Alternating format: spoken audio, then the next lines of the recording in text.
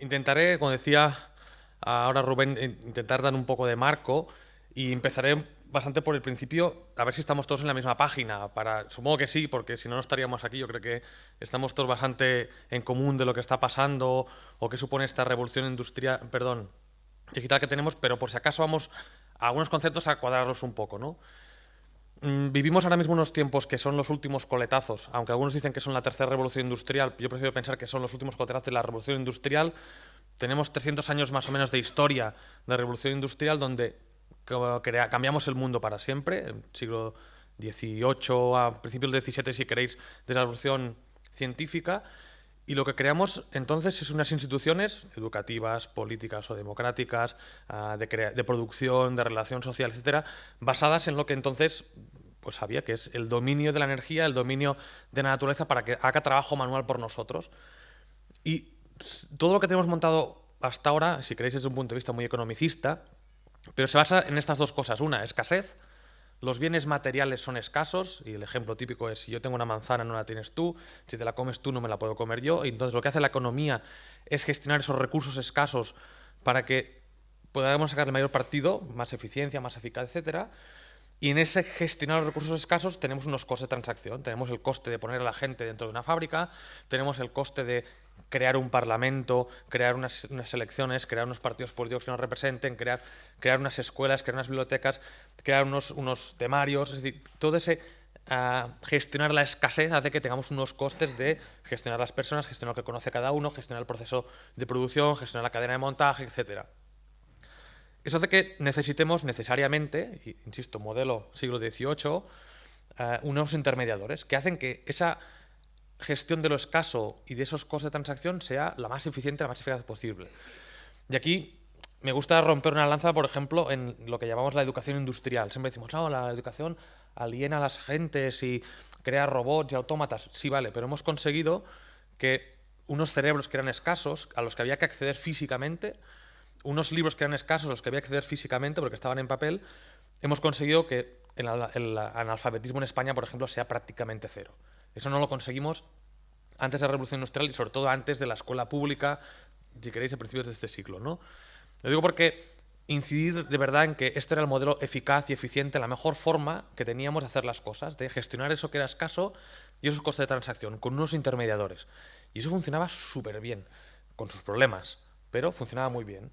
Hasta que, generamos unas jerarquías y hacemos que eso funcione realmente bien, porque estos dos nodos de aquí abajo no pueden hablar entre ellos, aunque estén muy cerquita, resulta que tienen o que ir a caballo, o que mandarse un telegrama, o mandar un libro que tarda meses, y evidentemente multiplicad eso por 47 millones de personas y pensad hasta qué punto tiene sentido un parlamento, por ejemplo, que es lo que está arriba, o tiene un senado, con su congreso, sus dos cámaras, etcétera, etcétera.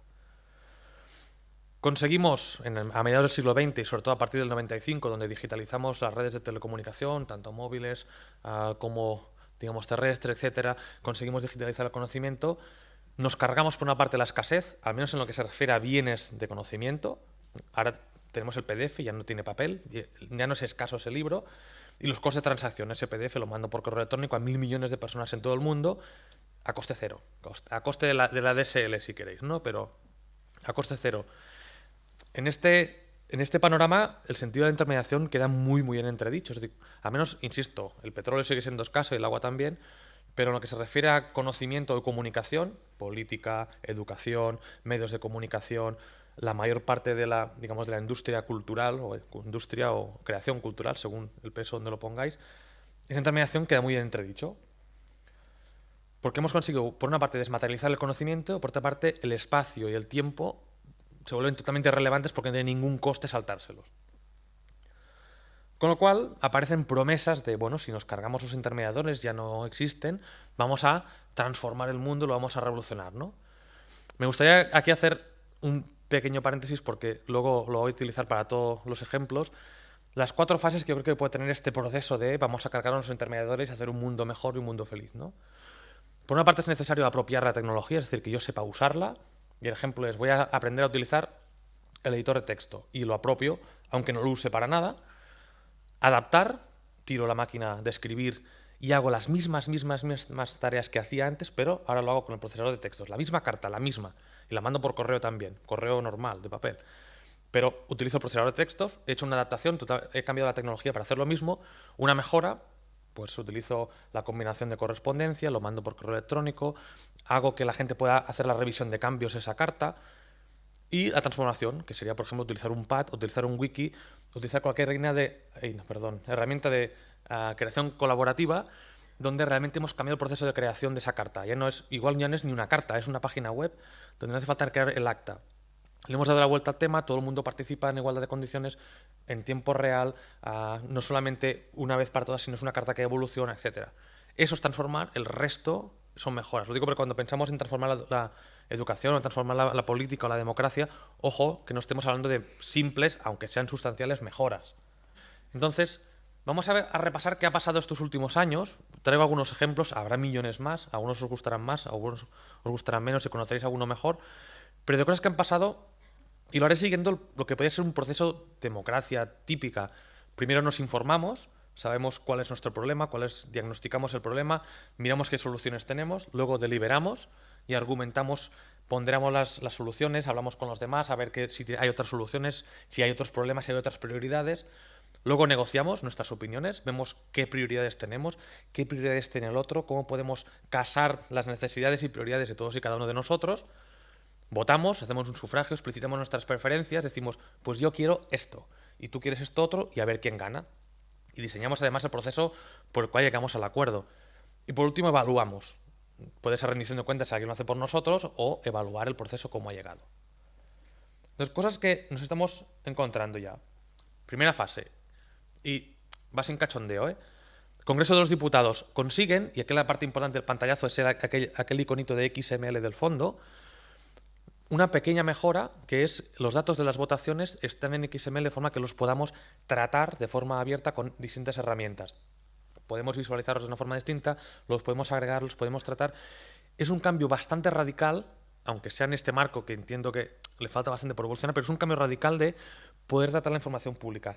Desde arriba, sigue siendo algo de arriba a abajo, muy institucional, pero un cambio muy grande respecto a unos señores se encerran en el Congreso, aprueban una ley y nos dicen cuál es el resultado y si te gusta bien y si no. Ahora sabemos quién ha aprobado qué, cuando lo ha aprobado lo podemos ir agregando, ahora solamente hay 3 votaciones, pero habrá muchas más.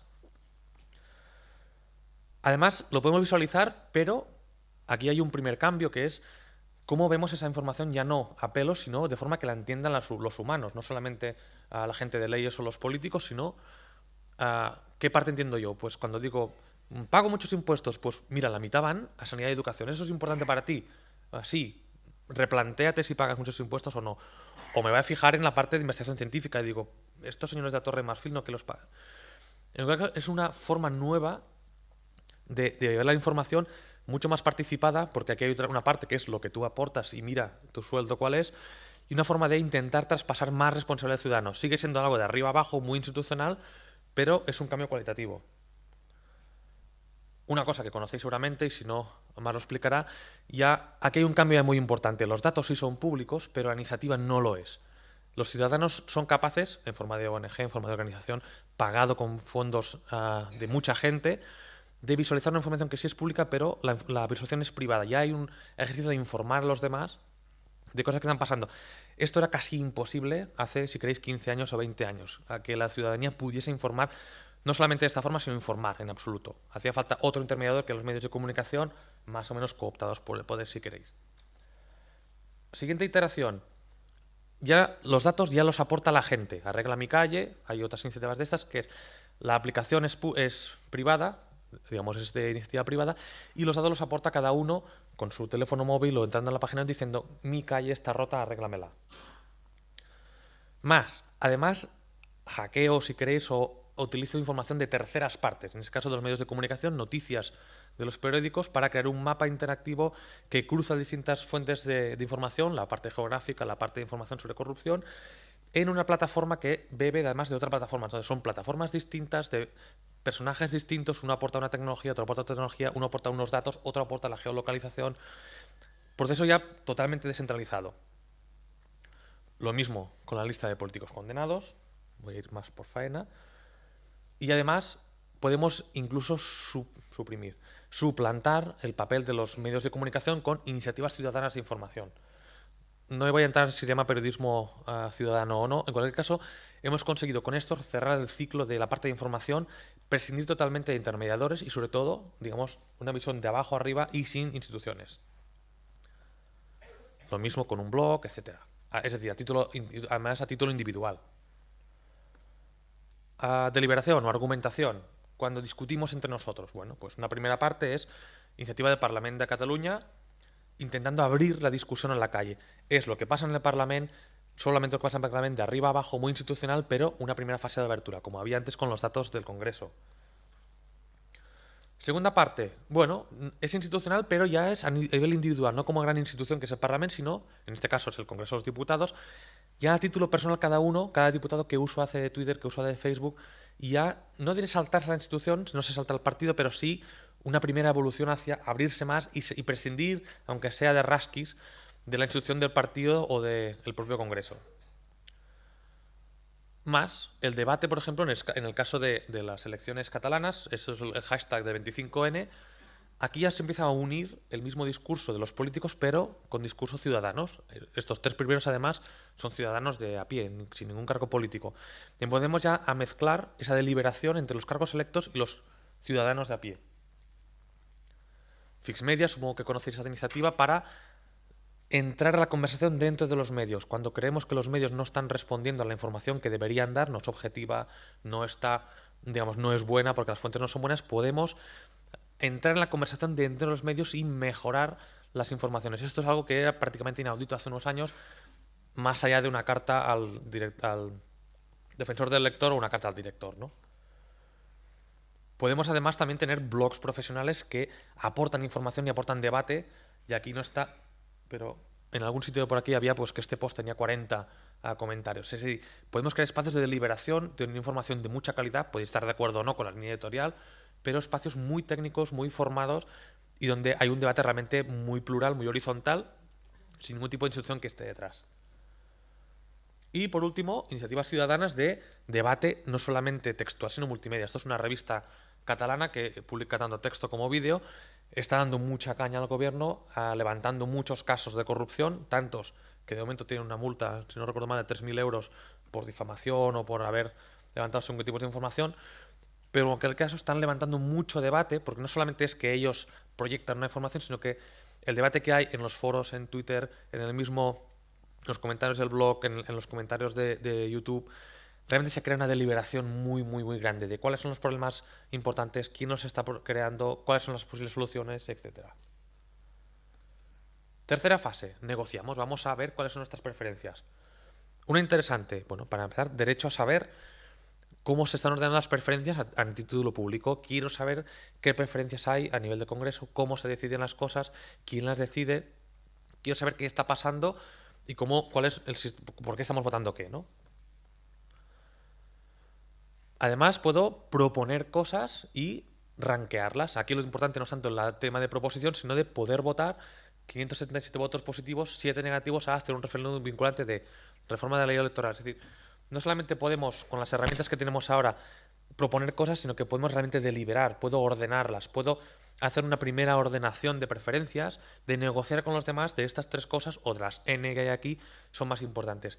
Sin intervención de intermediadores, sin nadie que lo pilote detrás, totalmente descentralizado. Parece que hago apología de la no intermediación, luego diré lo contrario, pero en cualquier caso el objetivo era ver que otra política es posible, que puede ser complementaria a la que tenemos hasta ahora. Lo mismo con noticias. Tenemos noticias de cosas que se van a hacer, vamos a puntuarlas. Pues creo que con mi dinero se estrena Neighbor en el laboratorio de energía solar. 75% a favor, 25% en contra. Algunas casi no las vota nadie, otras las vota mucha gente. Como mínimo, poder decir de las cosas que están haciendo qué es lo que me parece relevante o no. Hacer propuestas directamente. En este caso es una propuesta de Politicón, que es un colectivo de pensamiento político, de hacer una propuesta de política pública e intentar difundirla y que la gente se adhiera a esta propuesta y a base de... La idea no es tanto, digamos, que hacer una acción directa, sino indirectamente crear un estado de opinión sobre, bueno, en este caso hacer un contrato único, una reforma de la ley laboral y hacer un contrato único. O, el caso que seguramente conocéis todos, la plataforma Afectados por la Hipoteca, que es intentar hacer política pública, intentar incidir, hacer lobby, hacer presión, tanto en la, digamos, en la agenda pública como en la agenda política intentar presionar a los partidos para que pasen cosas, para que se cambie la ley hipotecaria, para que se paren desahucios, etcétera, ¿no? Lo pongo aquí como ejemplo en red porque el funcionamiento de la plataforma funciona también mucho con mucha tecnología, de forma muy descentralizada, con algún portavoz, pero a base de agregación de muchas diferentes personas, sin un sindicato detrás, sin un partido político detrás, sin una ONG detrás, sin. Digamos, son la suma de las personas las que hacen que eso pase. Sin Internet, no diré que no sería posible, pero sería mucho más difícil con un impacto mucho menor del que está teniendo hasta ahora, yo creo. Y el ejemplo para mí paradigmático, digamos, de acercracia, o en inglés lo que le llaman el duocracy. Quiero que pasen cosas y si nadie me apoya, haré que pasen. Para mí es el mejor ejemplo de todos los que tengo, digamos, en el paquete. Quiero que pongan al señor Rodrigo Rato en un tribunal, creo que ha hecho cosas que están mal hechas, quiero que lo juzguen, yo creo que lo ha hecho mal, pero en cualquier caso quiero que lo juzgue alguien. Como los políticos no colaboran, como los políticos no me ayudan, voy a hacer que pase, voy a hacer una campaña y si la gente se suma, haré que pase. La gente se suma a difundir la campaña, la gente se suma a financiar la campaña, la gente se suma a aportar pruebas, todo de forma descentralizada, nadie se conoce, los iniciantes sí, pero en cualquier caso hay miles de personas que están colaborando con la campaña que no se conocen para nada y suman todas las piezas del puzzle de forma que al final se es capaz o no de llevar al señor Turridato que se siente en un tribunal. Eso es un ejemplo espectacular de cómo se puede pasar, digamos, de la utopía digital a algo que pasará de verdad. Este señor se sentará en un tribunal sin nadie que impulse detrás, solo con la fuerza, digamos, de la masa, del movimiento, de esa red, de esa desintermediación, de ese digitalizar el conocimiento, de ese digitalizar las comunicaciones, etcétera. Vamos a votar. Bueno, aquí falta una diapositiva que un colega me tenía que pasar de un ayuntamiento haciendo votación electrónica. No la conseguí, pero os podéis creer que algunos ayuntamientos hacen votación electrónica. Es la parte fácil, la parte de sustituir el papel por lo electrónico. No hay mucho más, pero bueno, es un primer paso. Puedo hacer además votaciones simuladas de cuáles son mis preferencias en función de lo que han votado los demás. ¿Qué votaría yo? ¿Cuáles son mis preferencias respecto al arco parlamentario? Es una simulación, pero empieza a dar una idea de cómo podemos cambiar las cosas. Podemos además establecer sistemas de votación líquida donde yo puedo delegar mi voto en otras personas. Este es el sistema que está de Liquid Democracy que está utilizando el Partido Pirata Alemán para poder hacer votación directa, pero cuando yo no sé de un tema puedo delegar mi voto a alguien que me va a representar por mí. Creo que después Francisco nos va a explicar algo más o menos parecido, pero a gran escala. La idea es, puedo votar directamente, pero si no soy capaz de decidir sobre un tema, si no tengo conocimiento, no tengo tiempo, puedo delegar, con lo cual nos saltamos una de las barreras que es esas 24 horas de tiempo que normalmente nos dan para vivir cada día. Puedo además votar cosas para intentar que pasen, es decir, ahora quiero apoyar una iniciativa, quiero apoyar otra iniciativa, quiero apoyar una moción, de forma que al menos hay una masa crítica para que llegue o a los medios o llegue a la mesa de algún diputado. Supongo que conocéis Change.org o otras iniciativas de ese tipo. Puedo votar por Twitter. Esto es un experimento que hizo Platonic para, dentro de lo que fue las acampadas y 15M, poder votar propuestas por Twitter con un hashtag. Algo tan sencillo como, digamos, el casual politics, ¿no? Estoy aquí, estoy en el bar. En lugar de estar en el bar, estoy en el bar de internet y con mi hashtag voto diferentes iniciativas. ¿Es vinculante? No. ¿Me da una idea de lo que está pasando? Seguramente sí. Mucho más interesante. Esto es algunas hashtags, bueno, algunos tags en Flickr. Pacto fiscal, independencia, federalismo, España. Es una tontería, pero nos puede dar una idea de qué sentido hay en este mismo en Cataluña. ¿Cuánta gente ha tagueado una foto con independencia en Cataluña en Flickr? ¿Sirve de algo?